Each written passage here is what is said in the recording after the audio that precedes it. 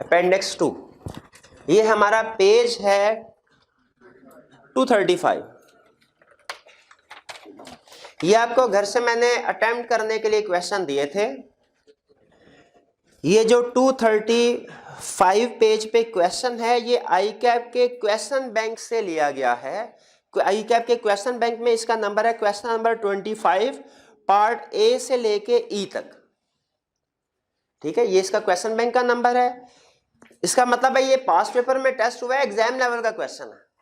लेकिन अगर आपने लेक्चर अच्छे तरीके से समझा है, घर जाके रीडिंग की है, तो आपके लिए ये इजी क्वेश्चन साबित होगा इंशाल्लाह। सबसे पहले मुझे बताइए रिक्वायरमेंट पढ़ के कि ये कौन से वाले चैप्टर का क्वेश्चन है। वो तो आप आंखें बंद करके बता सकते हैं, चैप्टर 6 यानी कंपनीज एक्ट का। लेकिन मुझे बताइए, अंडरलाइन कीजिए क्वेश्चन में कौन सा लफ्ज है जिससे पता चला।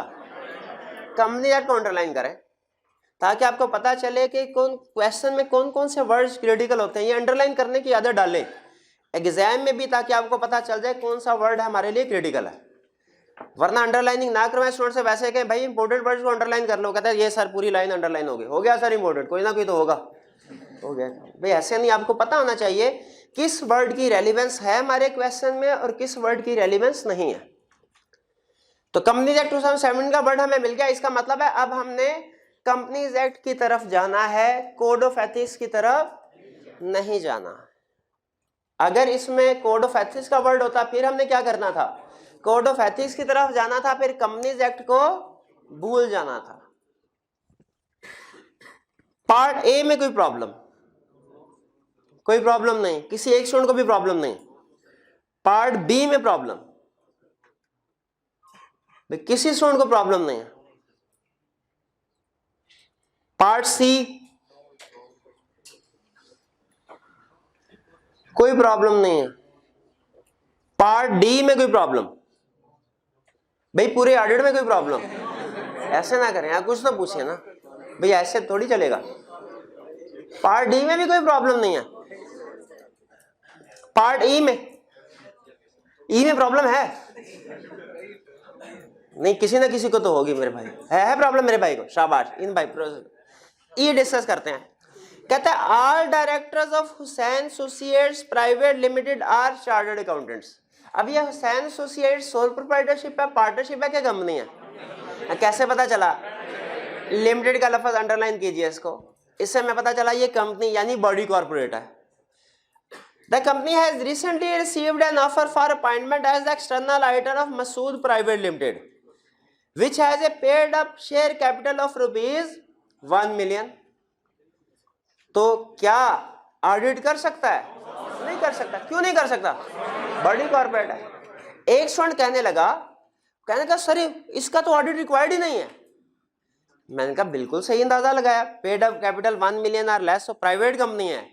पब्लिक कंपनी की सब्सिडरी जो private company with paid up capital of 1 million और लेस हो, क्या उसका ऑडिट रिक्वायर्ड है? रिक्वायर्ड नहीं है।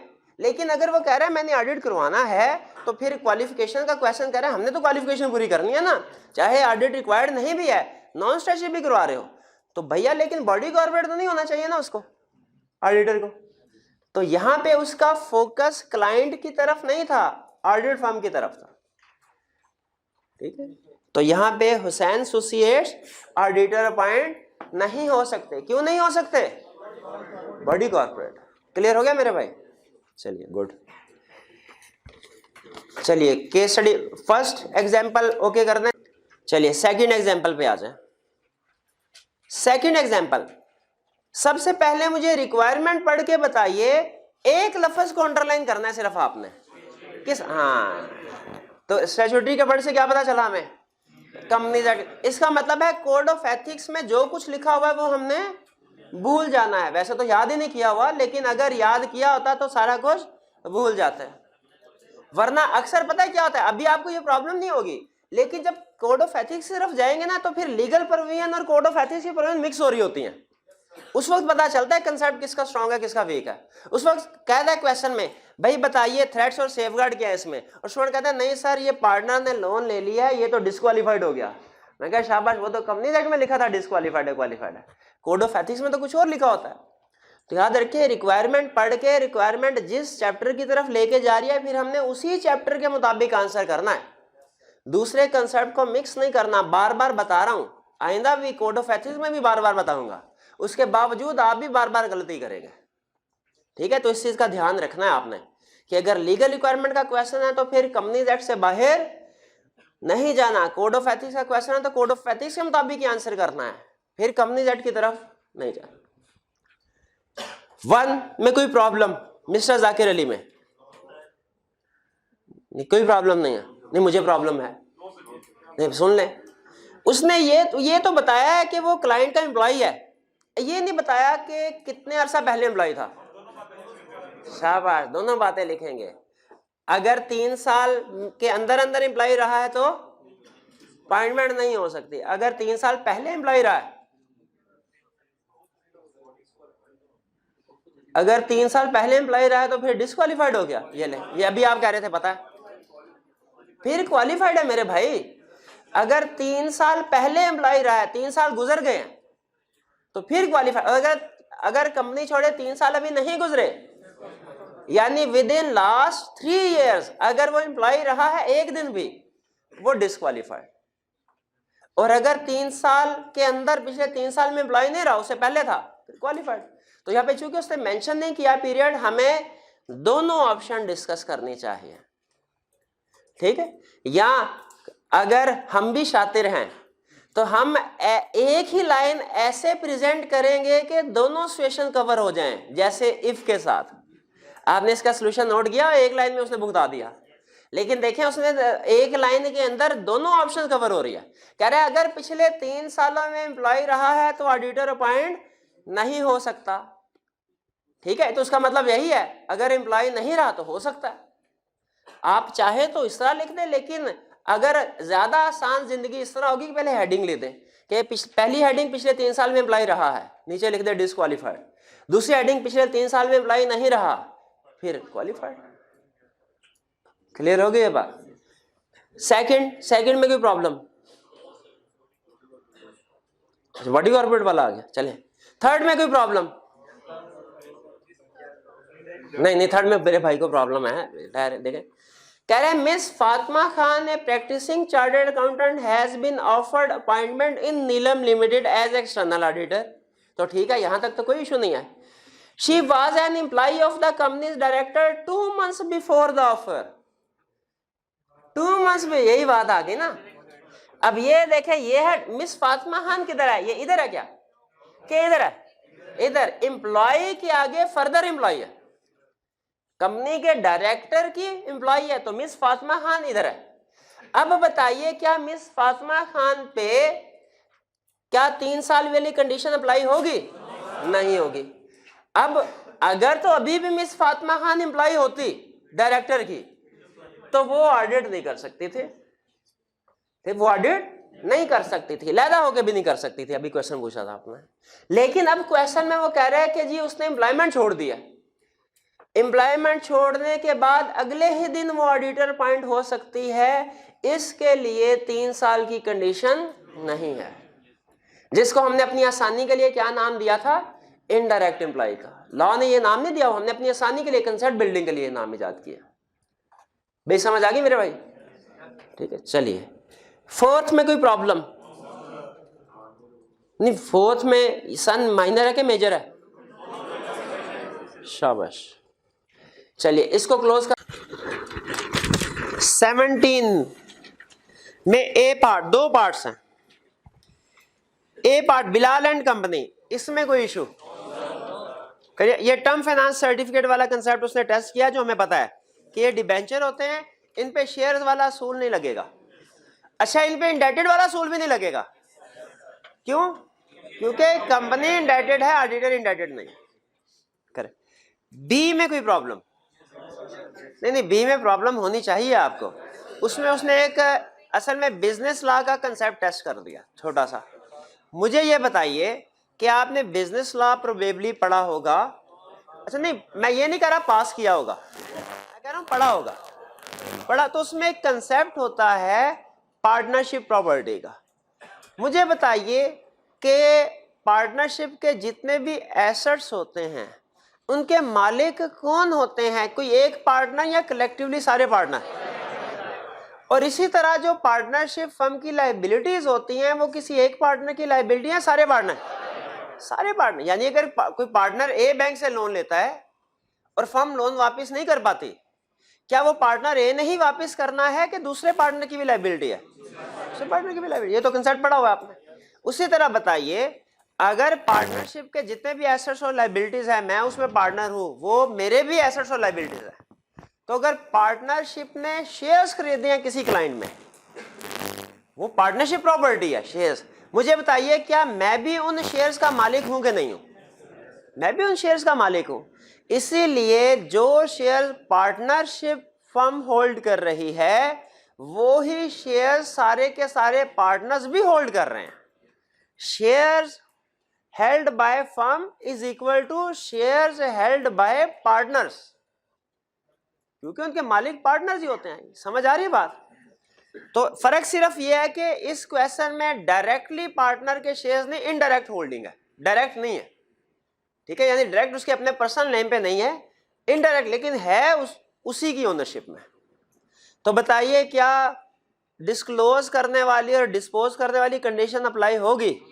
बिल्कुल अप्लाई होगी, बिल्कुल अप्लाई होगी। ठीक है, क्योंकि assets and liabilities of firm is equal to assets and liabilities of partner. जी जी,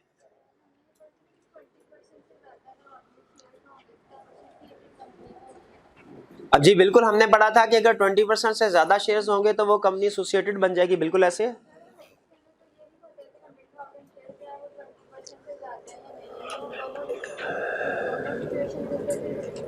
नहीं, यहाँ पे हमें एसोसिएटेड वाला कंसेप्ट अप्लाई करना ही नहीं है।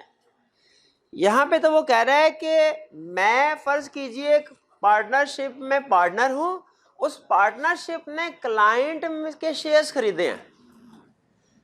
हमने ये डिसाइड नहीं करना कि हमारी पार्टनरशिप और वो क्लाइंट ये दोनों एसोसिएटेड है कि नहीं। देखिए सिचुएशन यही है ना जो मैं बता रहा हूं। वो कह रहा है Jain and company firm of chartered accountant has received an offer for appointment as auditor of Haris limited. Haris limited के लिए अपॉइंटमेंट आई। इमरान ने partner in Jain and company is also a partner in pure investment associates a partnership.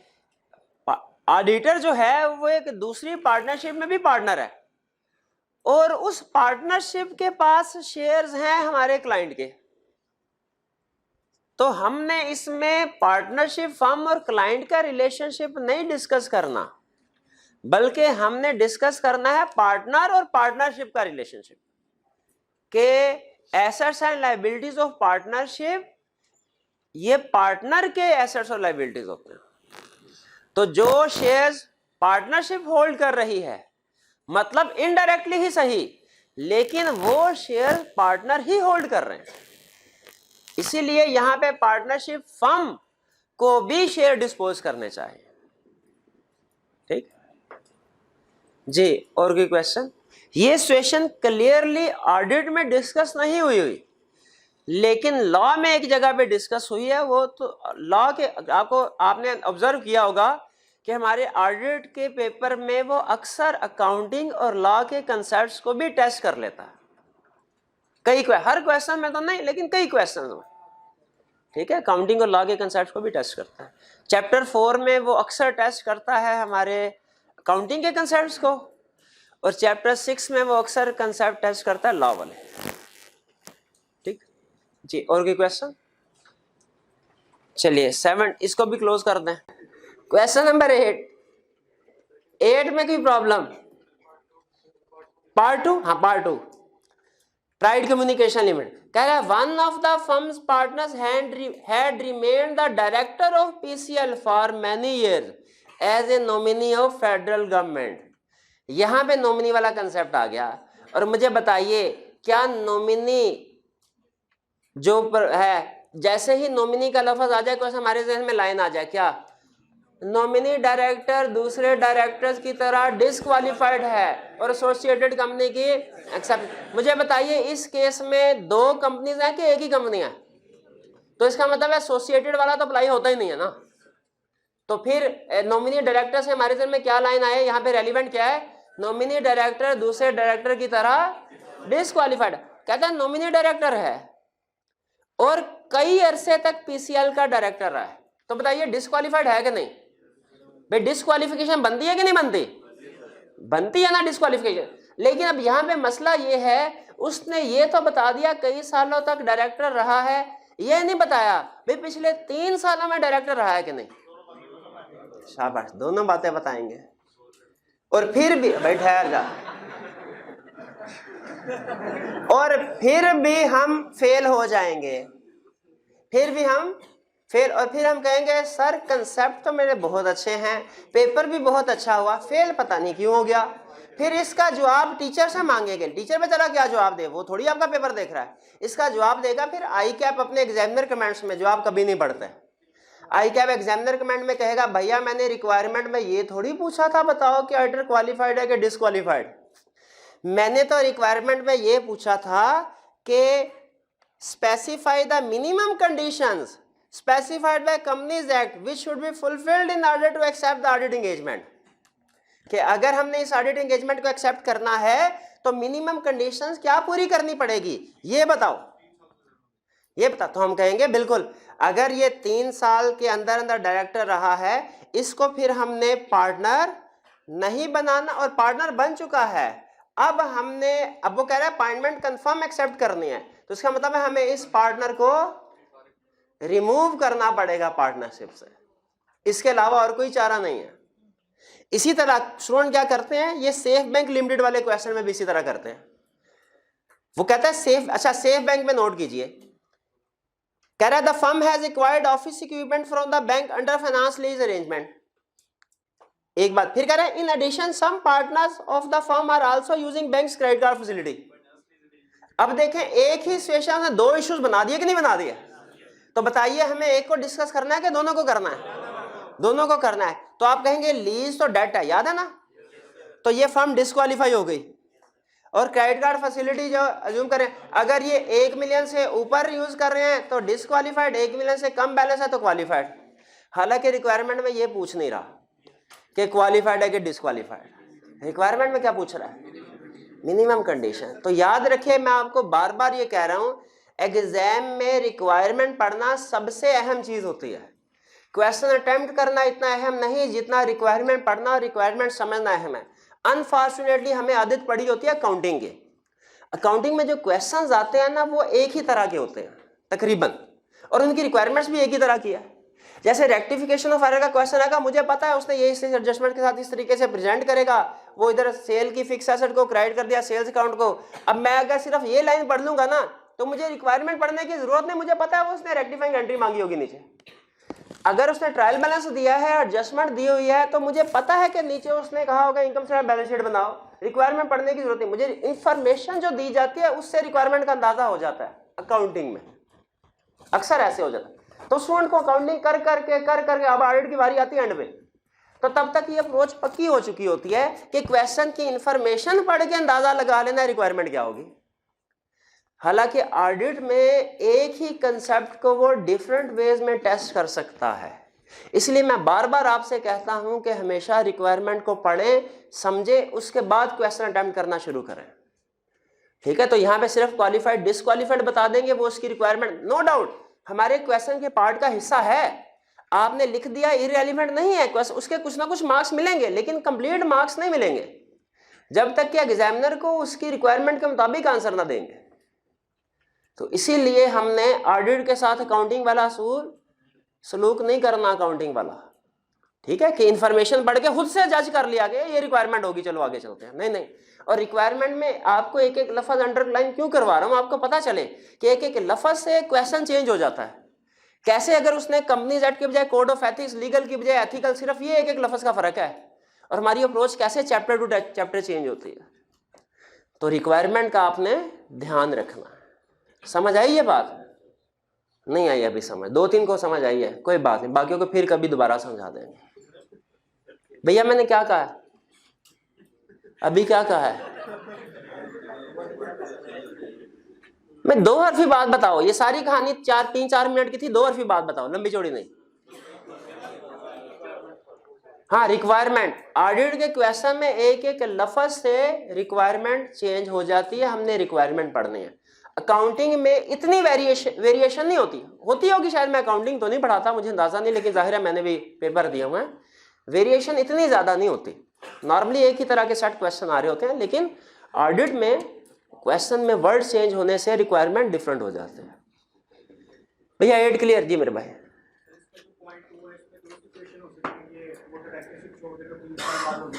बिल्कुल बिल्कुल, हाँ, 3 साल के लिए उसको डायरेक्टरशिप से हटा दें, उसे मैनेजर बना के रखें, जब 3 साल पूरे हो जाए तो।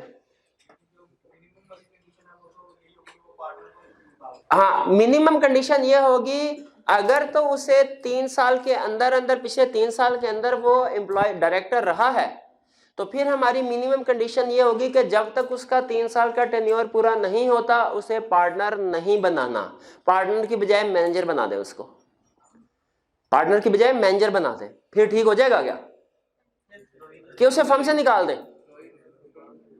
बताइए क्या क्या ऑप्शन है? मैनेजर पे लीगल प्रोविजन अप्लाई होती है क्या?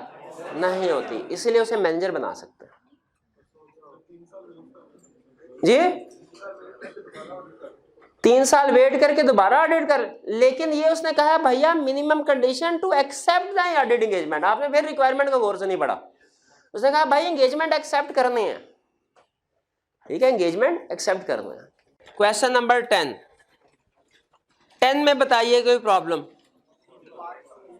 सी पार्ट में। चलिए, you have recently signed the audit report of Sadiq limited, management has approached you for reduction in audit fee for the next year because the company has been suffering losses for the past 3 years।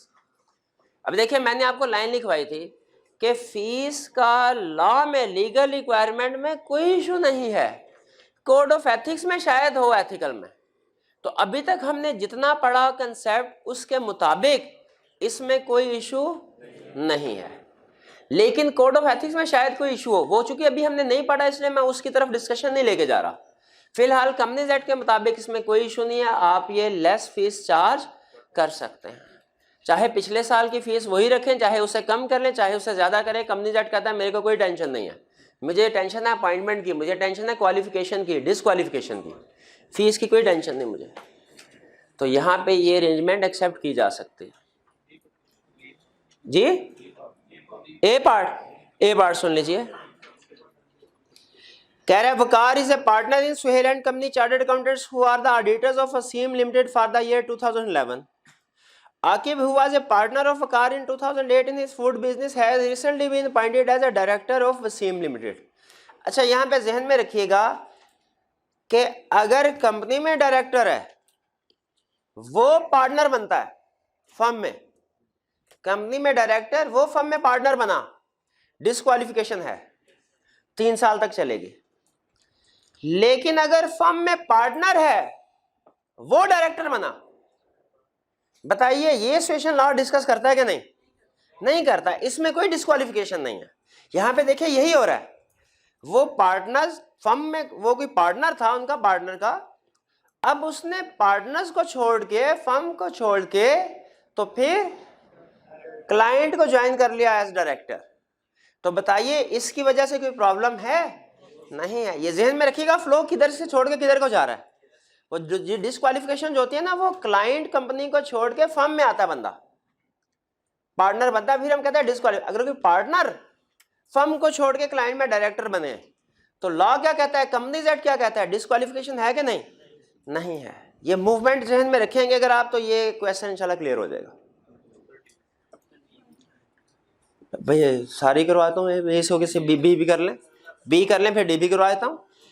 Aleem Asif and company chartered accountants has accepted an offer for appointment as writer of Gul limited. Kamal, who is a partner in AAC, held 5,000 shares in Gull Limited. Within 30 days of acceptance, he gifted the share to his son Kamran, who is a manager in AAC. 30 दिन के अंदर उसने अपने बेटे को shares, partner के पास shares थे, 30 दिन के अंदर अंदर बेटे को ट्रांसफर कर दिए। बताइए डिस्पोजल सही वैलिड हो गई कि अभी नहीं हुई? डिपेंड करता है सन माइनर है कि मेजर है। मेजर है, एक मिनट है, देखा कॉमन सेंस लगाना शुरू कर दिया आपने।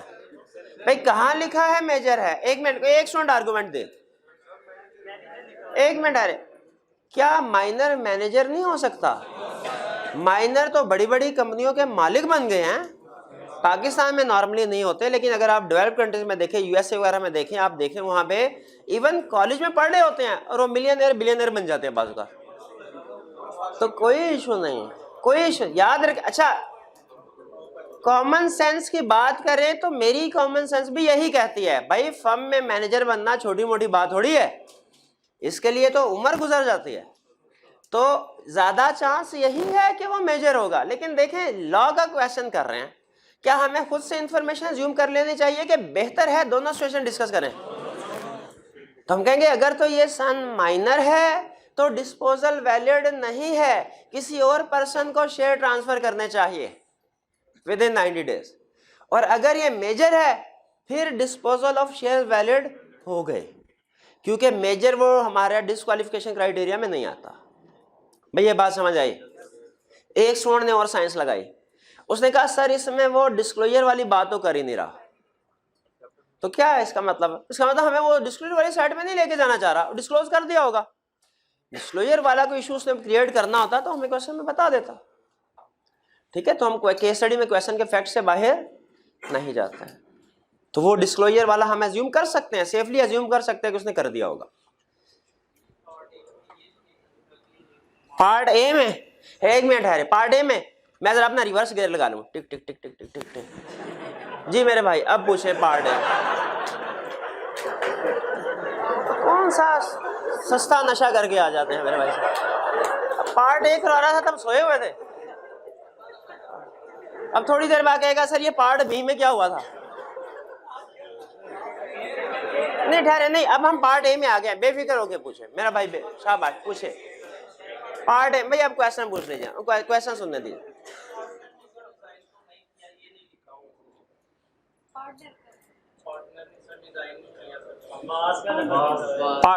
वाज ए पार्टनर लिखा हुआ है, वाज था, इसका मतलब होता है अब नहीं है।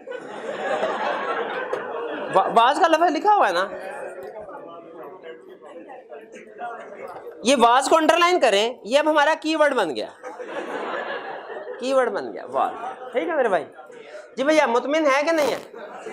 चले गेयर नहीं गेयर, अब रेस पे बैर रखना है बस, अब गेयर नहीं लगाना। जी तो बी क्लियर हो गया, बी में भी कोई इशू तो नहीं है। सी, हाँ सी नहीं, सी हो गया मेरे भाई, डी रह गया, ऐसे ना किया करें। मुझे कोई मसला नहीं है, मुझे आप 3 दफा कहें मैं 3 दफा रिवाइज करवा दूंगा, बार बार रिपीट करके दोहरा के रिवाइज करवा दूंगा आपको। लेकिन फिर टाइम बढ़ता जाएगा लेक्चर का, क्योंकि मैं जो घर से नियत करके आपको बता वो तो मैंने पढ़ा के जाना है, चाहे 15 मिनट ऊपर क्यों ना हो जाए। ठीक है, तो इतराज तो नहीं होगा आपको? बिल्कुल ठीक, शाबाश।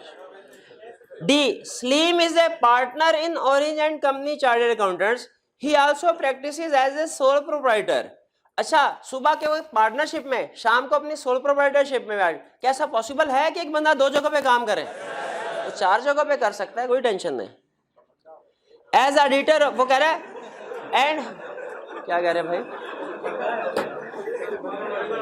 हाँ बंदा as a sole proprietor and has received an offer for appointment as auditor of ABC financial services limited, और उन्हें अपॉइंटमेंट के लिए ऑफर मिली एबीसी फाइनेंशियल सर्विसेज के लिए। अब क्या कह रहा है? Which is subsidiary of DEF bank limited, जो कि बैंक की सब्सिडरी है। फाइनेंशियल सर्विसेज वाली कंपनी है, बैंक की सब्सिडरी है। Balance outstanding against the credit card issued by DF bank limited to a partner of Orange and company is ₹1 million से ज्यादा। ठीक है, ज्यादा हो गया ना 1 मिलियन से। अच्छा, अब यहां पे कहानी में आ गया ट्विस्ट, सिचुएशन समझनी है। इधर एक है फर्म और एक है उसका पार्टनर स्लीम, जो अलहदा से भी काम, फर्म में भी काम करता है, अलहदा से भी काम करता है। इधर है एक बैंक जिसकी एक सब्सिडरी है। सिचुएशन यह है कि सब्सिडरी को सलीम ने कहा कि हमारा ऑडिटर बन जाए, सलीम को एज इंडिविजुअल कहा कि एज फर्म कहा? सुबह वाले पार्टनरशिप में कहा कि पॉइंट होने है पार्टनरशिप फर्म ने, कि सलीम को शाम को आके कहा भाई आप हमारे ऑर्डर पॉइंट हो जाए एज इंडिविजुअल? अब देखिए उसने पूछा सिर्फ ये है कि सलीम फाइनेंशियल सर्विस वाली कंपनी में ऑर्डर पॉइंट हो सकता है कि नहीं। मैं आपको कंप्रीहेंसिवली सारा बता रहा हूं कि ऑरेंज एंड कंपनी भी पॉइंट हो सकती है कि नहीं। देखिए बैंक ने क्रेडिट कार्ड दिया फर्म के पार्टनर को, अमाउंट 1 मिलियन से ज्यादा, पार्टनर डिस्क्वालिफाइड, पार्टनर डिस्क्वालिफाइड तो सारी फर्म डिस्क्वालिफाइड। ये फर्म बैंक का ऑडिट नहीं कर सकती, डिस्क्वालिफाइड हो गई। बैंक के लिए डिस्क्वालिफाइड तो उसकी होल्डिंग सब्सिडरी के लिए भी डिस्क्वालिफाइड। इसका मतलब ये हुआ कि ऑरेंज एंड कंपनी बैंक के लिए भी डिस्क्वालिफाइड, फाइनेंशियल सर्विसेज के लिए भी डिस्क्वालिफाइड। भाई ये बात समझ आ गई? सलीम की तरफ आते हैं। अच्छा मुझे बताइए बैंक ने जिस पार्टनर को क्रेडिट कार्ड दिया क्या वो सलीम है या कोई और? कैसे पता चला कोई और? उसने कहा ए पार्टनर। भाई अगर सलीम होता तो वो सलीम का तो नाम ले रहा है, सलीम का नाम ले देता कोई और पार्टनर। सलीम अब फर्म से निकला, शाम को अपने ऑफिस में पहुंचा, शाम वाली प्रैक्टिस पे आया। बताइए क्या सलीम जब अपने शाम वाले ऑफिस में बैठा है ऑडिटर बन के, क्या इस वक्त इसके साथ डिस्क्वालिफिकेशन है एज सेपरेट इंडिविजुअल? नहीं, वो डिस्क्वालिफिकेशन उसी पार्टनर के साथ है, फर्म में है। ठीक है, वो पार्टनर जहां जहां जाएगा ना जिसने क्रेडिट कार्ड लिया हुआ है, डिस्क्वालिफिकेशन उसके साथ साथ जाएगी। लेकिन जिस पार्टनर ने क्रेडिट कार्ड नहीं लिया हुआ वो अगर किसी फर्म को छोड़ के किसी और जगह चला जाता है, क्या डिस्क्वालिफिकेशन उसके साथ जाएगी? नहीं जाएगी। तो शाम में ये सलीम क्या डीईएफ बैंक का ऑडिट कर सकता है? उसका भी कर सकता है। क्या फाइनेंशियल सर्विसेज का ऑडिट कर सकता है? उसका भी कर सकता है। भाई ये कहानी समझ आ गई जी? अब पूछिए मेरे भाई जी। वो तो आगे एम्प्लॉय के, कंपनी के एम्प्लॉय की आगे बात थी ना, यहाँ पे बात कंपनी के एम्प्लॉयज की है ही नहीं। यहाँ पे वो एम्प्लॉयमेंट वाली कंसेप्ट तो नहीं डिस्कस हो रहा मेरे भाई, यहाँ पे पार्टनर्स वाला कंसेप्ट डिस्कस हो रहा है, डिस्क्वालिफिकेशन वाला। इसमें तो किसी भी जगह पे ना सलीम ना कोई और बंदा एम्प्लॉय कंपनी का है ही नहीं। वो तो जब कंपनी का एम्प्लॉय होगा, जैसे वो मिस फातिमा खान वाली एग्जांपल थी, तो फिर वो एम्प्लॉय वाली कंडीशन लगाएगी। यहाँ पे एम्प्लॉय वाली कंडीशन नहीं लग रही जी। ये डी क्लियर हो गया जी मेरे भाई?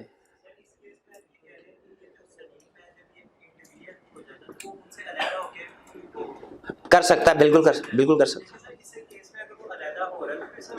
पार्टनर है, पार्टनर या एम्प्लॉय, अब वो जब फर्म है एज अ फर्म तो वो नहीं कर सकता, लेकिन अगर वो अलहदा होकर करना चाहे तो फिर क्यों नहीं कर सकता? तो कर सकता है, अलहदा होकर कर सकता है सलीम। नहीं सर, पार्टनरशिप में रहे। नहीं, क्योंकि देखे जब पार्टनर्स होते हैं ना तो अपॉइंटमेंट होती है फर्म नेम के साथ, अपॉइंटमेंट इंडिविजुअल पार्टनर नेम के साथ नहीं होती। अगर वो सेपरेट बिजनेस अपना अलहदा से भी कर रहा है, हाँ जी, यानी फर्म एज अ फर्म ना वो ऑडिट करे। हाँ जी बिल्कुल, सेपरेट यानी फर्म में भी पार्टनर है। हाँ बिल्कुल, तो फिर कर सकता है ना सेपरेट। वही तो ये केस है। इस वक्त वो फर्म में पार्टनर भी है, अलहदा से काम भी कर रहा है। सुबह पार्टनर है, शाम को सोल प्रोप्राइटर है। कहता है सोल प्रोप्राइटर के तौर पे उसकी अपॉइंटमेंट हो सकती है क्योंकि एज सोल प्रोप्राइटर वो क्वालिफाइड है, कोई इशू नहीं है। लेकिन एज पार्टनर पार्टनरशिप पर डिस्क्वालिफाइड है। क्यों? क्योंकि एक पार्टनर की डिस्क्वालिफिकेशन सारे पार्टनर्स की डिस्क्वालिफिकेशन होती है, सारी फर्म की डिस्क्वालिफिकेशन होती है। क्लियर जी? और चलिए नेक्स्ट क्वेश्चन कौन सा था अब हमारा? 11 में बताइए कोई प्रॉब्लम? बी। अच्छा सुन लीजिए, जिसने इस 11B के क्वेश्चंस को समझ लिया उसने इस चैप्टर को समझ लिया। इसमें मैं लेकिन एंड पे थोड़ी सी वेरिएशन लेके आऊंगा, उस वेरिएशन के साथ। 11B, जिस दिन आपका दिल करे ना भाई, टाइम सिर्फ मेरे पास है 10 मिनट, इससे ज्यादा नहीं मैं पढ़ सकता, और मैंने चैप्टर 6 को रिवाइज करना है, तो ये 11B में आके इसको आपने वैसे रिवाइज करना है जैसे मैं अभी करवाऊंगा। ठीक है, स्टार्ट करें। कह रहा है total paid up capital of IJK limited is ₹990 million, whereas its ordinary share capital is 130 million. LMN Limited holds 50 million non-voting preference shares and 2 million ordinary shares in IJK Limited. Par value of both types of share is ₹10 each. Bilal and company has received an offer for appointment as auditor of IJK Limited. Faryal, the wife of a partner in Bilal and company, is a director in LMN Limited. Faryal also holds 10,000 shares in LMN Limited. जी कुछ समझ आए? मुझे भी कुछ समझ नहीं क्या कह रहा, क्योंकि क्वेश्चन मुश्किल हो गया। कैसे पता चला मुश्किल हो गया क्वेश्चन? दो कंपनीज आ गई, एक आईजेके एक एलएमएन। तो जब दो कंपनीज आ जाएंगी क्वेश्चन में, क्वेश्चन क्या हो जाएगा? तो हमने क्या करना है, इसको आसान कैसे करना है? हाँ, वो डायग्राम बना के, शाबाश। अब ये देखिएगा कि डायग्राम मैं सही बना रहा हूं कि नहीं। ठीक है, ये ऊपर वाला लेक्चर वाला मैटर अलग कर दिया हमने, डायग्राम वाला अलग कर दिया। डायग्राम में एक आता है बंदा इधर, एक बॉक्स बनता है इधर, एक इसके आगे, बिल्कुल सही कह रहे हैं, और एक इसके नीचे। ये हमेशा कौन होता है भला? ऑडिटर, शाबाश। ये कौन होता है? ये हमेशा कौन होता है? जी, क्लाइंट कंपनी। इस केस में क्या नाम है इसका? आईजेके। और ये बॉक्स कौन होता है? ये दूसरी कंपनी होती है जिसका हमने रिलेशनशिप देखना होता है। नहीं, लाजमी नहीं एसोसिएटेड हो, मे भी हो मे भी ना हो, लाजमी नहीं है। बी एंड सी कहां से आ गई मेरे भाई? ये एलएमएन है भाई, क्वांटिटी थोड़ी कम कर दे भाई। आईजेके के बाद उसके बाद एलएमएन। अच्छा, अब ये देखें एलएमएन। अब देखें, लेकिन सारी पिक्चर अभी शो नहीं हुई, अभी फरियाल को हमने इसमें शो करवाना है।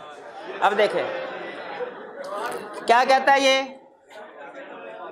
अच्छा देखें, फरियाल की वजह से दो इश्यूज आ रहे हैं, एक शेयर होल्डिंग का भी है और एक कौन सा है? डायरेक्टर वाला भी। क्या मुझे एक डिस्कस करना चाहिए कि दोनों? दोनों। तो मैंने यहां पे लिखा स्पाउस इज शेयर होल्डर, पहला issue A, spouse is share holder, और दूसरा इशू क्या लिखा? Spouse is direct. अब देखें फैक्ट्स पूरे हुए कि नहीं हुए भाई? इसी तरह है ना, हम ऑडिटर बनने जा रहे हैं इसके आईजेके के, मसले मसाइल उसने बताए एलएमएन में है। तो हमने क्या डिसाइड करना है अब यहाँ पे? इन दोनों कंपनीज का आपस में रिलेशनशिप क्या है। अब यहाँ पे गौर से सुनिएगा, डिस्कशन टेक्निकल होने जा रही है आहिस्ता आहिस्ता। हमने देखना है दोनों, जब कभी क्वेश्चन में दो कंपनीज इन्वॉल्व हो, हमने स्ट्रक्चर बना के क्या देखना है? दोनों का रिलेशनशिप क्या है। ज़बानी कलामी नामुमकिन है। 10-12 साल हो गए मुझे पढ़ाते पढ़ाते, आज तक मैं इस काबिल नहीं हो सका कि दो कंपनी वाला क्वेश्चन ज़बानी कलामी कर लो। आपने भी कोशिश नहीं करनी, हमेशा स्ट्रक्चर बना के इस तरह का क्वेश्चन करना है। आईजेके है, एलएमएन, ठीक है। दोनों का क्या देखना है? Nature of relationship. Holding subsidy तो नहीं, एसोसिएटेड तो नहीं। अब बताइए ये कैसे पता चलता है कि कोई कंपनी दूसरी कंपनी की एसोसिएटेड होल्डिंग सब्सिडी है कि नहीं है? Share holder. अच्छा, कौन से वाले शेयर से? ऑर्डिनरी से, प्रेफरेंस से, या दोनों से? ऑर्डिनरी से। ये आपने लॉ में पढ़ा होगा, नहीं पढ़ा तो अभी सुन लें। ऑर्डिनरी जैसे जो परसेंटेज कैलकुलेट करते हैं 20%, मोर देन 50%, ऑर्डिनरी शेयर्स होते हैं, प्रेफरेंस शेयर्स नहीं। तो इस क्वेश्चन में उसने घुमाने के लिए हमें प्रेफरेंस शेयर्स भी दिए हैं, उनको हमने इग्नोर कर देना और किसको सामने रखना है? Ordinary share. अब देखें ऑर्डिनरी शेयर्स क्या है। अब देखें एक घटिया सी साइंस उसने लगाई यहाँ पे। एक तरफ उसने कहा कंपनी का टोटल शेयर कैपिटल दिया, एक तरफ उसने शेयर कैपिटल दी, एक तरफ नंबर ऑफ शेयर्स दिए, ताकि हम परसेंटेज गलत कैलकुलेट कर लें। मुझे बताइए, परसेंटेज कैलकुलेट करने के लिए शेयर को शेयर से डिवाइड करना चाहिए या शेयर कैपिटल को शेयर कैपिटल से डिवाइड करना चाहिए? कंसिस्टेंसी रखे कि शेयर्स को शेयर कैपिटल से डिवाइड करना चाहिए भाई। या तो शेयर को शेयर से डिवाइड करे या शेयर कैपिटल को शेयर कैपिटल से डिवाइड करे। लाइक विद लाइक कंपैरिजन करना है। साइंस क्या खेली उसने? एक तरफ उसने शेयर्स दी, उसने कहा जी 2 मिलियन ऑर्डिनरी शेयर्स हैं, और कंपनी का टोटल शेयर कैपिटल कितना है, वो है 130 मिलियन। अब total share capital 130 million, shares कितने रखे, एक्वायर किए 2 मिलियन। परसेंटेज कैलकुलेट करने के लिए क्या 2 को 130 से डिवाइड कर दें? भाई नहीं नहीं नहीं नहीं नहीं, या तो दोनों को शेयर कैपिटल में कन्वर्ट करें या दोनों को नंबर ऑफ शेयर्स में कन्वर्ट करें। तो क्या करें, नंबर ऑफ शेयर्स में कर ले, नंबर ऑफ शेयर में कर लेते हैं। तो 2 मिलियन शेयर उसने के पास हैं, टोटल कितने शेयर्स हैं कंपनी के, 13 मिलियन, 13 मिलियन। जरा परसेंटेज कैलकुलेट करें, मुश्किल काम है, कोशिश करें हो जाए। 2 को डिवाइड करें 30, कितनी परसेंटेज आई, 15 पॉइंट समथिंग। क्या दोनों एसोसिएटेड कंपनीज हैं? दोनों एसोसिएटेड कंपनीज नहीं है। अगर ये दोनों एसोसिएटेड कंपनीज नहीं है तो इसका मतलब क्या हुआ, इधर तबाही भी फिर जाए ना, इधर कुछ भी फर्क नहीं पड़ेगा। अपॉइंटमेंट हो सकती है कि नहीं, हो सकती है। ये था आई कैप का क्वेश्चन।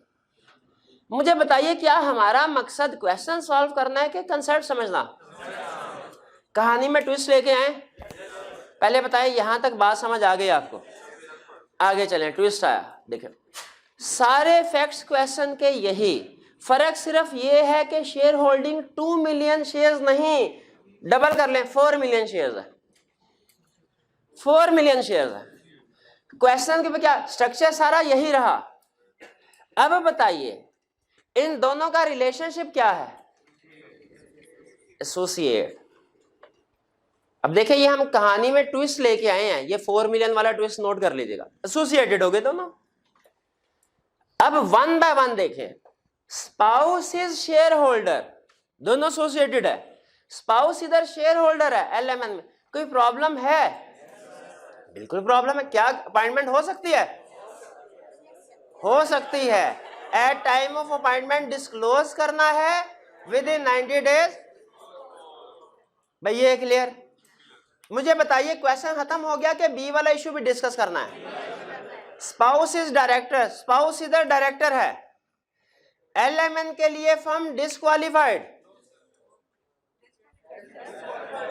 स्पाउस डायरेक्टर है, spouse of partner is director लिखवाया था कि नहीं, spouse of partner is director, तो डिस्क्वालिफाइड हो गया ना। LMN के लिए डिस्क्वालिफाइड, तो इसकी होल्डिंग सब्सिडरी के लिए भी। तो बताइए IJK के लिए डिस्क्वालिफाइड हुआ कि नहीं? नहीं हुआ। और ये इसकी होल्डिंग सब्सिडरी नहीं है, एसोसिएटेड है। घूम गए ना। जो एक कंपनी के लिए डिस्क्वालिफाइड क्या सिखाया था, वो उसकी होल्डिंग सब्सिडरी के लिए डिस्क्वालिफाइड के एसोसिएटेड के लिए। तो ये क्या है, डिस्क्वालिफिकेशन हुई क्या? समझ आई कहानी कि नहीं आई? फिर सुन लें, डिस्क्वालिफिकेशन के नीचे जो आखिरी लाइन लिखवाई थी वो क्या थी, जो एक कंपनी के लिए डिस्क्वालिफाइड वो उसकी होल्डिंग सब्सिडरी के लिए भी डिस्क्वालिफाइड। होल्डिंग सब्सिडरी लिखवाया था, एसोसिएटेड नहीं लिखवाया था। शेयर होल्डिंग वाले के साथ एसोसिएटेड था लफ्ज, बताया था ना भाई। ये एरो क्यों लगाया, दूसरे से शुरू किया एरो, याद आया वो? मैंने आपसे कहा था, यह आपने नोट किया कि मैंने जो एरो लिखाया है ना कि डिस्क्वालिफिकेशन, वो दूसरे से शुरू किया था, पहला छोड़। क्यों? पहले में एसोसिएटेड कवर हो रही है, बाकियों में होल्डिंग सब्सिडरी होती थी। तो जो एक कंपनी के लिए डिस्क्वालिफाइड वो उसकी होल्डिंग सब्सिडरी के लिए भी डिस्क्वालिफाइड, लेकिन इसमें एसोसिएटेड का लफ्ज नहीं है, इसका मतलब है एसोसिएटेड के लिए क्वालिफाइड है वो।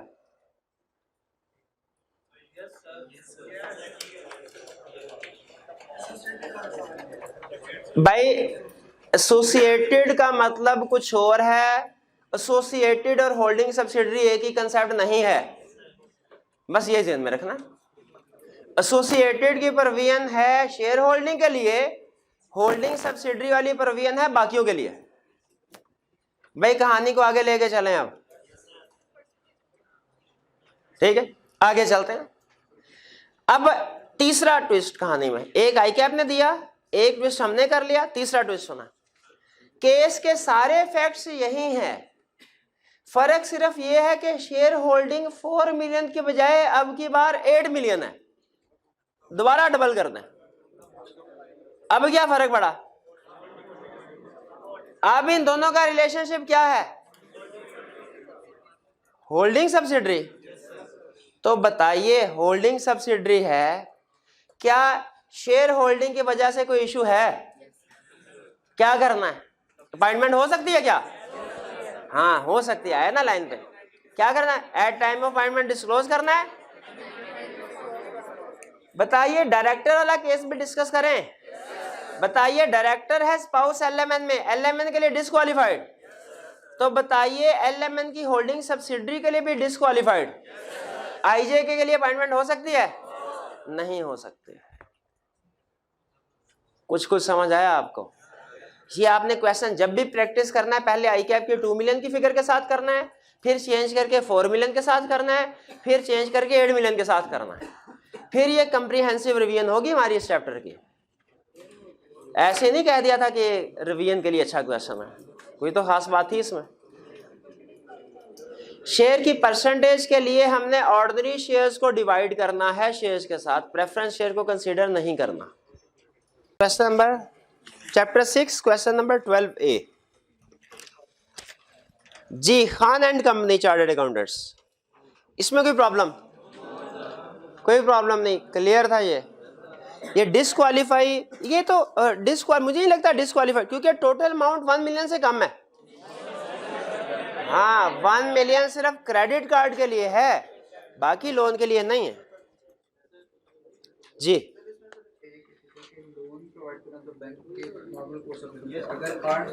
नहीं, मैंने आपको कोई डिस्क्वालिफिकेशन, ये देखिए लीगल रिक्वायरमेंट्स पढ़ रहे हैं। लीगल रिक्वायरमेंट्स में जब मैंने डिस्क्वालिफिकेशन क्राइटेरिया पढ़ा, मैंने आपको इंडेटेड वाला कंसेप्ट समझाया, मैंने उधर कोई नॉर्मल कोर्स ऑफ बिजनेस वाली बात की, वो यहाँ पे नहीं होगी, वो कोड ऑफ एथिक्स में होती है। नॉर्मल कोर्स ऑफ बिजनेस वाली बात, ऑर्डिनरी कोर्स ऑफ बिजनेस वाली बात कहाँ होती है? कोड ऑफ एथिक्स में। यहाँ पे इसको जी प्रायोरिटी के कोई इशू ही नहीं है, हमने देखना है उसने क्वेश्चन किसके लिहाज से पूछा, ठीक है। कम रियल लाइफ सिनेरियो में हमने दोनों को साइमल्टेनियसली कंप्लाई करना होता है, ठीक है। लेकिन एग्जाम में हमसे या तो कंपनीज एक्ट के मुताबिक पूछेगा या कोड ऑफ एथिक्स जिसके मुताबिक पूछे हम आंसर कर देंगे। अगर सिचुएशन उसने हमें बता दी लेकिन ये मेंशन नहीं किया किसके मुताबिक आंसर करना है, तो हम क्या देख, हम फिर दोनों के मुताबिक नहीं, मेरे भाई आप नहीं समझ रहे, नहीं किसी एक को भी गलत कंसेप्ट है मेरे भाई, आपने नहीं। अब सुन लीजिए, अब शायद मैं तीसरी चौथी दफा ये असूल समझाने लगा हूं, फिर सुन लें। अगर एग्जाम में कोई सिचुएशन हमें देता है ऑडिटर की इंडिपेंडेंस के हवाले से, हमने देखना उसकी रिक्वायरमेंट में कंपनीज एक्ट उसने कहा है या कोड ऑफ एथिक्स का है। वर्ड्स भी मैंने आपको बताए थे, लीगल स्टैट्यूटरी वाला कंपनीज एक्ट के लिए, और फिर थ्रेट सेफगार्ड वगैरह एथिकल कोड ऑफ एथिक्स के लिए। कंपनीज एक्ट के पॉइंट ऑफ व्यू से पूछा आंसर कंपनीज एक्ट के मुताबिक करेंगे, कोड ऑफ एथिक्स के पॉइंट ऑफ व्यू से पूछा कोड ऑफ एथिक्स के मुताबिक करेंगे। अगर वो वर्ड यूज कर देता है एप्लीकेबल रूल्स एंड रेगुलेशन के मुताबिक आंसर करो, तो जो आपने शायद कुछ क्वेश्चन में ये वर्ड देखे होंगे एप्लीकेबल रूल्स एंड रेगुलेशन, इसका मतलब है वो क्या कह रहा है, वो कह रहा है इस सिचुएशन पे जो अप्लाई होता है उसके मुताबिक बता दो, एप्लीकेबल रूल्स एंड रेगुलेशन। यानी अगर ये सिचुएशन कंपनीज एक्ट में डिस्कस की हुई है तो कंपनीज एक्ट के मुताबिक बताओ बस। अगर ये सिचुएशन कंपनीज एक्ट में नहीं कोड ऑफ एथिक्स में डिस्कस हुई है तो कोड ऑफ एथिक्स में बताओ बस, दोनों में नहीं बताना। और अगर ये सिचुएशन फर्ज कीजिए जैसे शेयर वाली सिचुएशन दोनों जगह डिस्कस हुई है तो फिर सिर्फ कंपनीज एक्ट के मुताबिक बतानी है। एक सिचुएशन हम सिर्फ एक ही रेगुलेशन के मुताबिक बताते हैं, दोनों के मुताबिक नहीं बताते। यानी एक क्वेश्चन में ये तो हो सकता है पार्ट ए कंपनीज एक्ट के मुताबिक, जब एप्लीकेबल रूल्स एंड रेगुलेशन कह दे, अगर तो 4 सिचुएशंस है और उसने कहा है कंपनीज एक्ट के मुताबिक आंसर करो, चारों की चारों कंपनीज एक्ट के मुताबिक आंसर करेंगे। अगर उसने कहा कोड ऑफ एथिक्स के मुताबिक करो, चारों की चारों कोड ऑफ एथिक्स के मुताबिक करेंगे। अगर वो कहता है एप्लीकेबल रूल्स एंड रेगुलेशन के मुताबिक आंसर करो, तो फिर उसमें ये पॉसिबल है कि 3 सिचुएशन कंपनीज एक्ट के मुताबिक हो रही हो और एक सिचुएशन कोड ऑफ एथिक्स के मुताबिक हो रही हो, ये पॉसिबल है। लेकिन ये पॉसिबल नहीं है कि हर सिचुएशन हमने कंपनीज एक्ट के मुताबिक भी डिस्कस करनी है और फिर उसको कोड ऑफ एथिक्स के मुताबिक भी डिस्कस करना है, ऐसे नहीं होता। भैया ये बात अब समझ आ गई आपको? चलिए जी, तो इस सिचुएशन में हमने इसको कंपनीज एक्ट के मुताबिक क्लियरली उसने पूछा है, तो कोड ऑफ एथिक्स की कोई बात डिस्कस नहीं करनी हमने। 12 क्लियर हो गया। 12 का बी पार्ट हम ऑलरेडी डिस्कस कर चुके हैं, इसलिए इसको डिस्कस।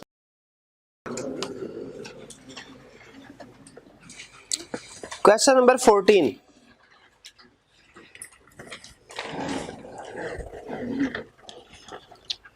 क्वेश्चन नंबर 14 दो पार्ट्स हैं। पार्ट ए में कोई प्रॉब्लम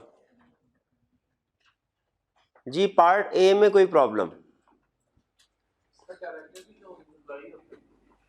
डायरेक्टर भी एम्प्लॉई होता है, लेकिन क्या एम्प्लॉय भी डायरेक्टर होता है? अरे क्या ना मेरे भाई, उसने क्या कहा है? एम्प्लॉय है, ये तो नहीं कहा डायरेक्टर है। फर्क समझ आ रहा है कि नहीं आ रहा? ठीक है, एम्प्लॉय है, डायरेक्टर होती तो वो कहता है डायरेक्टर है, डायरेक्टर होती तो कहता है डायरेक्टर है।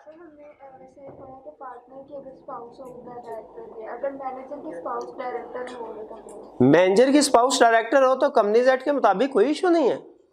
हमने 3 चीजें मिलानी थी, spouse of partner is director. तीनों में से एक चीज भी अगर नहीं मिल रही तो अपॉइंटमेंट वैलिड हो सकती है जी। मुतमिन है कि नहीं जी? और कोई क्वेश्चन? ए में कोई इशू नहीं है, बी में कोई प्रॉब्लम? बी भी समझ आ गया था, गुड। यस, बी डिस्कस कर लेते हैं। All the partners of Kashif associates are cost and management accountants. Cost and management accountants हैं। क्या cost and management accountant audit कर सकते हैं? किस तरह की कंपनी का? जो पब्लिक कंपनी नहीं है, प्राइवेट है। प्राइवेट पब्लिक कंपनी की सब्सिडी भी नहीं है, पेड अप कैपिटल भी 3 मिलियन से कम है। हमने देखना ये तीनों शर्तें पूरी हो रही है तो ऑडिटर पॉइंट हो सकता है, वरना नहीं हो सकता। पहला, कंपनी क्या नाम है? निहाल प्राइवेट लिमिटेड, प्राइवेट कंपनी है, पहली शर्त पूरी हो गई। दूसरा, पेड अप कैपिटल 5 लाख है, 3 मिलियन से कम है, ये कंडीशन भी पूरी हो गई। तीसरा, 30% are held by Sial limited which is a public company. कि सब्सिडरी है? नहीं, वो तो 51% में बनती है, तो प्राइवेट कंपनी है, पब्लिक भी नहीं है, पब्लिक कंपनी की सब्सिडरी भी नहीं है, पेड अप कैपिटल भी 3 मिलियन से कम है, तो इसका audit cost and management accountant भी कर सकता है, चार्टर्ड अकाउंटेंट भी कर सकता है, तो यहां पे अपॉइंटमेंट वैलिड है। क्लियर हो गया मेरे भाई? 14 में और कोई इशू? रिपोर्ट वाली केस स्टडी में पहले क्वेश्चन नंबर 15, क्वेश्चन नंबर 15 15 पे आइए। इसमें 2 क्वेश्चन कह रहा है, कंपनीज एक्ट के मुताबिक जवाब दीजिए मुझे। ए में कोई प्रॉब्लम? कोई प्रॉब्लम नहीं है जी मेरे भाई? जी कार कर रहा है।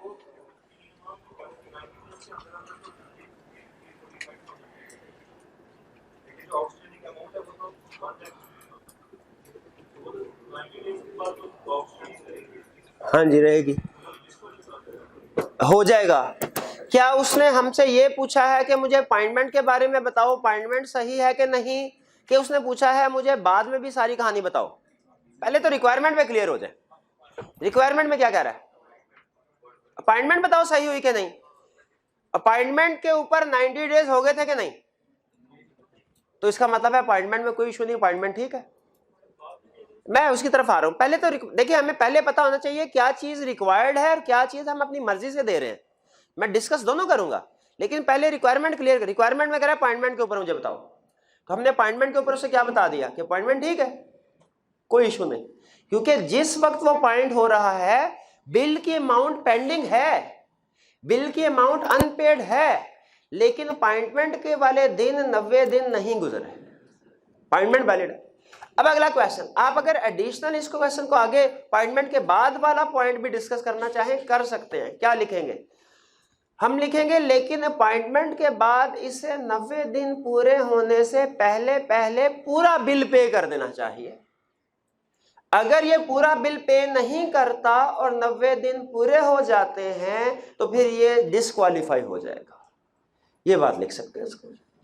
बिल्कुल आप सही कह रहे हैं कि इंस्टॉलमेंट करवाने से वो ये नहीं होता, वो फिर भी अनपेड ही रहेगा, अनपेड ही रहेगा।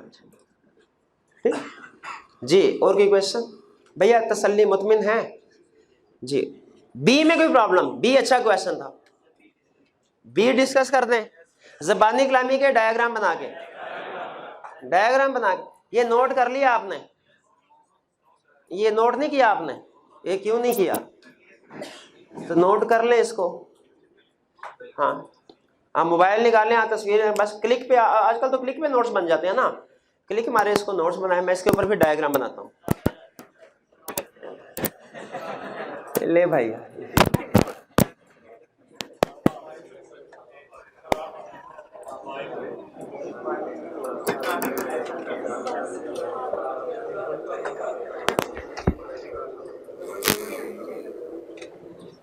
चलिए।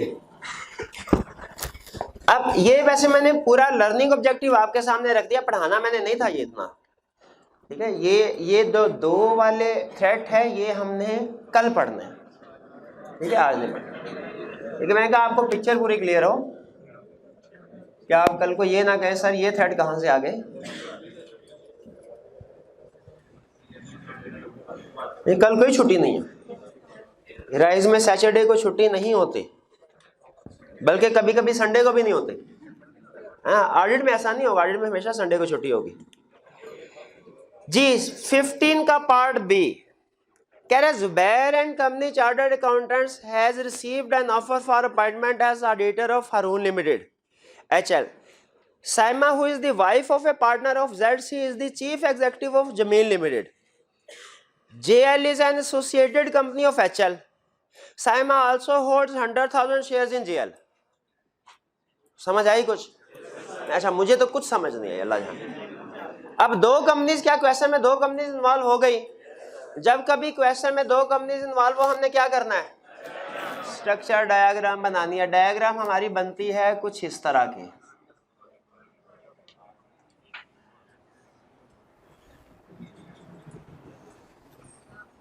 बताइए यहां पे क्या आता है? ऑडिटर, और इस जगह पे कौन? क्लाइंट जिसके लिए अपॉइंट होने जा रहे हैं वो कौन है? HL है। और ये इधर कौन, क्या चीज आती है? वो दूसरी कंपनी जो कौन सी है भाई? स्पाउस आ रहा हूं भैया लेके आ रहा। अच्छा ये spouse of partner is the chief executive of Jameel limited. इसमें दो इशू, पहला इशू और दूसरा इशू।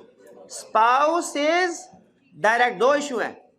Spouse is chief. अच्छा बताइए चीफ एग्जीक्यूटिव डायरेक्टर होता है कि नहीं होता? लॉ में पढ़ा था, होता है। तो स्पाउस इज डायरेक्टर, एक तो ये लिख दिया, और दूसरा क्या लिखा? शेयर होल्डर, दोनों में। Spouse is share. अच्छा मुझे बताइए क्या मुझे एक इशू डिस्कस करना है कि दोनों? हाँ अच्छा मर्जी आपकी, पहले जो सा मर्जी इशू डिस्कस कर ले, करने दोनों। तो देखिए मैंने दोनों इशू जो उसने क्वेश्चन में वो प्रेजेंट कर दिया आपके सामने। अब बताइए क्वेश्चन में जहां कहीं दो कंपनीज हो तो हमने क्या डिसाइड करना होता है? दोनों का रिलेशनशिप क्या है, एसोसिएटेड सब्सिडरी है कि नहीं है। अब यहाँ तो क्वेश्चन में इंफॉर्मेशन देता है, जैसे वो आपको याद होगा 13 मिलियन 130 मिलियन, जिससे हमने डिसाइड किया कि भाई होल्डिंग सब्सिडरी है कि नहीं, या वो खुद से बता देता है। इस क्वेश्चन में क्या किया उसने? जिंदगी आसान कर दी हमारी, खुद से बता दिया। अब ये दोनों क्या है? एसोसिएटेड। अच्छा पहला इशू डिस्कस करते हैं, स्पाउस इज शेयर होल्डर। बताइए क्या HL में अपॉइंटमेंट हो सकती है? हो सकती है, provided eight time of appointment disclose करे विद इन 90 डेज डिस्क्लोज। अगर क्लाइंट के एसोसिएटेड कंपनी के शेयर्स हैं, डिस्क्लोज करने होते हैं, डिस्पोज करने होते हैं। ये क्लियर हो गया? B spouse is director. अब बताइए स्पाउस डायरेक्टर है तो JL की इसके लिए डिस्क्वालीफाइड। अच्छा JL के लिए डिस्क्वालीफाइड तो उसकी होल्डिंग सब्सिडरी के लिए भी डिस्क्वालीफाइड। भाई ये लाइन कहाँ लिखी हुई थी?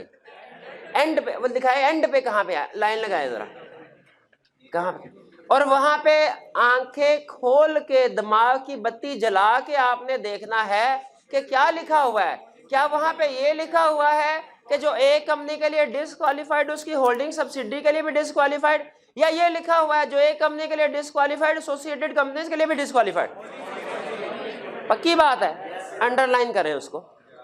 बताइए यहाँ पे अब जेएल के लिए डिसक्वालीफाइड है, तो बताइए एचएल के लिए डिसक्वालीफाइड है कि नहीं? नहीं, क्यों नहीं है? एसोसिएटेड होल्डिंग सब्सिडी नहीं है।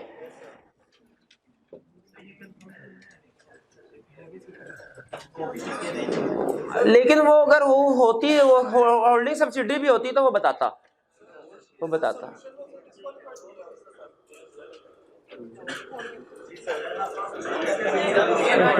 लिखा कुछ आधी बात जब हमेशा करता है ना, स्टूडेंट की आदत आधी बात करेगा उसके बाद ही बात नहीं करेगा। पहले मुझे किस केस में डिस्क्वालीफाइड किया हुआ? ए में, बी में किया हुआ? पहले तो ये बता, क्या कह रहा है? डिस्क्वालीफाइड है कि उसने, हाँ, अगर होल्डिंग सब्सिडी होती तो डिस्क्वालीफाइड होता ना। वो कह रहा है कि ये एसोसिएटेड, और दोनों ऑप्शन डिस्कस कर रहा होगा वो असल में, तो ये बताए ना।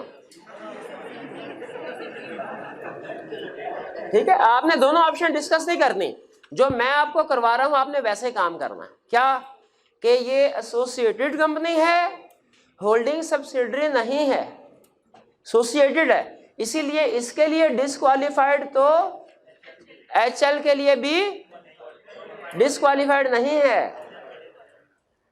भाई बात समझ आए? शेयर होल्डिंग की वजह से एसोसिएट कवर होते हैं, डायरेक्टर की वजह से एसोसिएट वाली बात कवर नहीं होती। वो तो होल्डिंग सब्सिडी और फिर डिस्क्वालीफाइड होगा। भाई एक लेकिन उन्होंने क्वेश्चन पूछा था जी मेरे भाई, समझ आ गया ये क्वेश्चन? चलिए क्वेश्चन नंबर 2 में कोई इशू? क्वेश्चन नंबर 2 में भी कोई इशू नहीं है? जी बिल्कुल सुन। कह रहा है board of directors of Noorani public limited NPL has appointed Asim and company and audit firm as the external auditor of the company for upcoming year. बिल्कुल ठीक किया उसने, पॉइंट कर दिया। Mister Abid, one of the partners of the audit firm holds 200 shares of NPL and he is not directly engaged in the audit assignment of NPL। वो कहता है कि डायरेक्टली इंगेज नहीं, शेयर्स हैं, लेकिन कहता है मैं एंगेजमेंट पार्टनर थोड़ा ही हूं, मैं तो साइड पे होकर बैठा हूं। तो क्या इशू है? बिल्कुल इशू है। क्या ऑडिटर की अपॉइंटमेंट हो सकती है? कहता नहीं हो सकती। या कलब के मर गया मैं कह के, जब कंडीशंस हो तो हमने नहीं कहना कि नहीं, कहना है हो सकती है 2 कंडीशन के साथ, फिर कहता नहीं हो सकती। हो सकता, तो क्या लिखेंगे मेरे भाई? अपॉइंटमेंट हो सकती है provided discloses share holding at time of appointment, disposes within 90 days of appointment. अच्छा, यहाँ पे कह रहा है कि अपॉइंटमेंट हो चुकी है, तो इसका मतलब है इसे शायद ये डिस्क्लोज कर चुका होगा, अब इसे विद इन 90 डेज डिस्पोज करना चाहिए। ठीक है, अपॉइंटमेंट हो चुकी है ना, तो इसका मतलब क्या? डिस्क्लोज कर चुका होगा, क्योंकि अगर उसमें कोई प्रॉब्लम होती तो हमें क्वेश्चन में बताता कि डिस्क्लोज नहीं किया। डिस्क्लोज कर चुका होगा, अब क्या करना है? नहीं, डिस्पोज नहीं करना, with in 90 days of appointment dispose करना है। ये जो आप टाइम पीरियड नहीं बताते ना, तो ये मार्क्स डिडक्ट हो जाते हैं इससे, है ना। ये रिटेंशन पीरियड क्या है कंपनी का? कोई नहीं बोलेगा। कंपनी डॉक्यूमेंट्स का रिटेंशन पीरियड क्या है? ऑडिट डॉक्यूमेंटेशन का जी भाई, कोई नहीं बोलेगा। ऑडिट डॉक्यूमेंटेशन जो है वो मेंटेन करनी होती है हमने। कितने अरसे तक डॉक्यूमेंट्स को रिटेन करना है? 5 ईयर तक। वही बात की ना फेल होने वाली। फिर कहते हैं सर आई क्या पता नहीं, पेपर बहुत अच्छा हुआ है, पता नहीं फेल क्यों करता है। भैया मेरे साथ साथ बोलिए, 5 years from the date of auditor's report or group auditor's report whichever is later। और इसके साथ एक और लाइन भी है, कितनी दफा बताया भैया, दरिया को कूजे में बंद नहीं करना, दरिया को दरिया ही रहने दें। चलिए 2 क्लियर हो गया मेरे भाई। क्वेश्चन नंबर 3 में कोई प्रॉब्लम? 3 में प्रॉब्लम है? किसको है? नहीं है किसी को?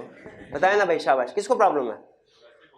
हाँ शाबाश, नहीं है ना भाई, ऐसे नहीं जी। सुनिए question number 3। Mister Akbar is the chief executive of prosperity limited, a listed company. Chief executive है। He is not pleased with the performance of the current auditor. वो ऑडिटर की परफॉर्मेंस से मुतमिन नहीं है। He is planning to propose the name of messrs Asghar Salim and company as the new auditor in the coming AGM after approval of board. वो कह रहा भैया मैं तो नए ऑडिटर जो है इसको अपॉइंट करवाऊंगा आफ्टर अप्रूवल ऑफ बोर्ड। क्या बोर्ड के पास इतनी अथॉरिटी है कि वो ऑडिटर को प्रपोज कर सके? हाँ बिल्कुल है, बल्कि उन्होंने लाजमी प्रपोज करना होता है।